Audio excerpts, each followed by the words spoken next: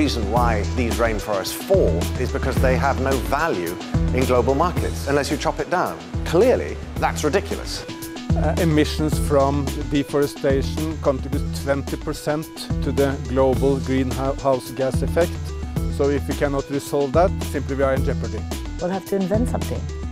We, after all, as human beings, pay our medical experts, our doctors, to guard our well-being, don't we? Why don't we pay someone else or reward someone else to guard our well-being, be it a forest, a piece of wetland, a piece of nature?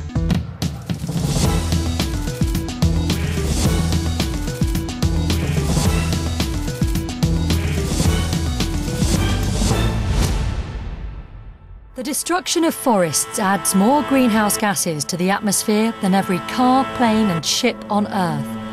Clearing for cattle, crops or otherwise degrading them is a setback to dealing with climate change. Science shows that halting deforestation in the tropics is key to tackling global temperature rise. Untouched forests store 60% more carbon than plantations. But right now, that tree cover is being cut down at a rate of 10.4 million hectares every year. At the moment, it's cheaper to cut down a rainforest and the consequent emissions go up into the atmosphere than it is to restore degraded land. In this episode of Nature Inc., we report on new schemes to make the tropical forest more profitable alive than dead.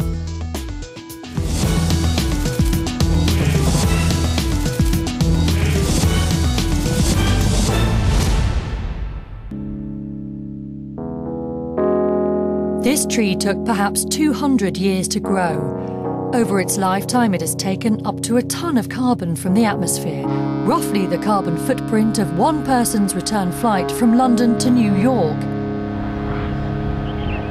The Amazon forest contains about 100 billion such trees. Together, they store between 60 and 90 billion tonnes of carbon. But it costs around $5 to cut down a tree, and the wood from a single tree can be worth thousands of dollars. For decades, environmental groups have been warning of the costs of uncontrolled deforestation. Now, science and economics are revealing just how valuable those forests are. It's estimated that in forestry alone, we're losing natural capital worth between $2 and $5 trillion every year. And the indigenous people who live in the forests in fact profit little from the large-scale farming and logging operations. The case for conserving what remains of the forests in the tropics has just got a lot stronger. Harrison Ford, actor, conservationist,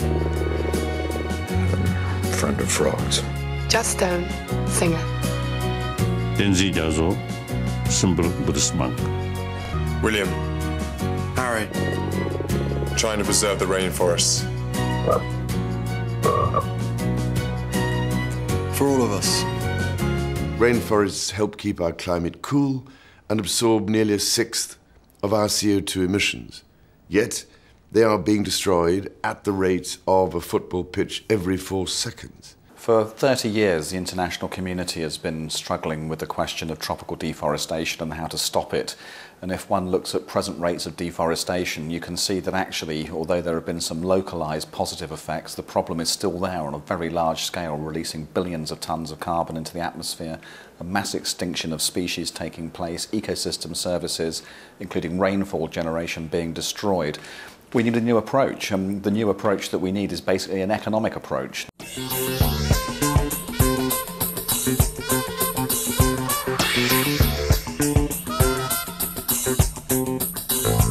Norway leads the way in offering incentives to keep the forest standing, promising cash for reduced deforestation in tropical countries, including a total of $1 billion to Brazil alone if it can slow down clearance of its Amazon forest. It's absolutely essential that a proper monitoring and verification system is established. We have the satellite and the technology available for that, and then payment should be given to countries on the basis of what they achieve. Incentives need to be on this scale because in most of the tropical countries chopping down the forest, it's the easiest way to make a profit. Under the conventional way of measuring wealth, cattle or crops such as soya or palm oil bring a better return than keeping the forest. The Brazilian state of Mato Grosso, more than 3.5 times the size of the UK, is the most widely deforested of the Amazon states. The forest has been converted to ranches and industrial-scale farmland that provides jobs and an export income for Brazil. This forest isn't coming back, and for some, that's a price worth paying. It's not possible to develop a country, to generate jobs and income, if you don't use its natural resources. But we do have a lot of land, and we need to use this territory. It should be used to benefit the Brazilian people. The farmers of Mato Grosso echo this sentiment. The most important living things in Mato Grosso are human beings. People are the most important things here. So if we need to cut down this tree to save a life, we will cut this tree and save a life. We are told that people are worth less than trees. This is wrong. Human beings are the most important thing here. The benefits of keeping the forest standing are not always obvious. In Brazil, research is showing that rainfall thousands of kilometres away is dependent on water that rises into the air above the Amazon rainforest. The city of Sao Paulo, thousands of kilometres to the south, is one of the surprising beneficiaries. We operate in 366 municipalities, providing water for 26 million people here in São Paulo state. In the metropolitan area, most of the water comes from the rain, from the sky. Each of the 26 million people who live in the Sao Paulo region uses an average of 200 litres of water a day, generating an annual turnover of $7 billion for the state water company. Flying rivers, air currents carrying clouds from 3,000 kilometres to the north deliver much of this water when they turn to rain. Right here, we are the meeting points of three waters. The Atlantic Ocean to my left. Right below we have fresh water coming from the river Amazonas mixing with the sea. And to my right we have a huge amount of humid air. Now the trade winds blowing from Africa towards Brazil is carrying this humid air right across the Amazon basin until it reaches the Andes.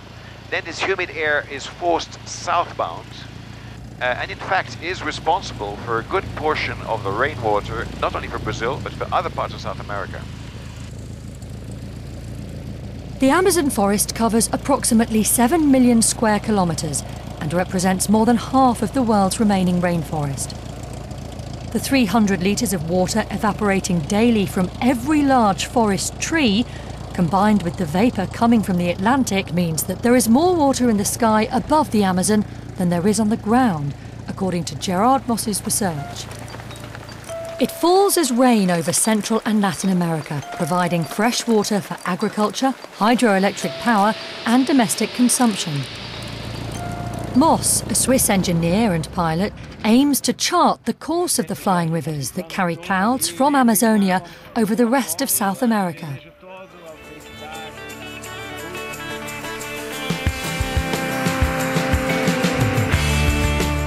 So my flying consists of accompanying the flying rivers. Now while in the flying river, we extract them out of ambient air. We channel it in the aircraft through two glass tubes, which are then refrigerated at minus 80 degrees. This allows us to separate one small droplet of water. Now that allows us to determine whether this droplet came, for instance, directly from the sea or came from the evaporation of the trees. And in effect, we are determining the origin of rainwater for Brazil and other parts of South America. In most of the southeastern part of Brazil, most of the water, in general more than 50%, in general over 70% of the water, actually comes from inland. In fact, if you trace back this water, eventually it also came from the Atlantic Ocean. But quite often you get a substantial amount of rainfall, of moisture that comes from the Amazon, straight from the Amazon. We have good reasons to believe that approximately half of the atmospheric water present in the skies of the central part of Brazil actually come from the evaporation or transpiration of the Amazon forest. What will happen with the river of moisture if there's a substantial land use change in the Amazon? Will it have an impact in the rainfall in southeastern Brazil, for instance, or in northern Argentina? Models that consider, for instance, the replacement of the forest by soybeans or pasture tend to reduce precipitation in the Amazon basin between 15 and 30%. The irony is that the rainfall that makes agriculture so profitable here is threatened by the conversion of forest to farmland.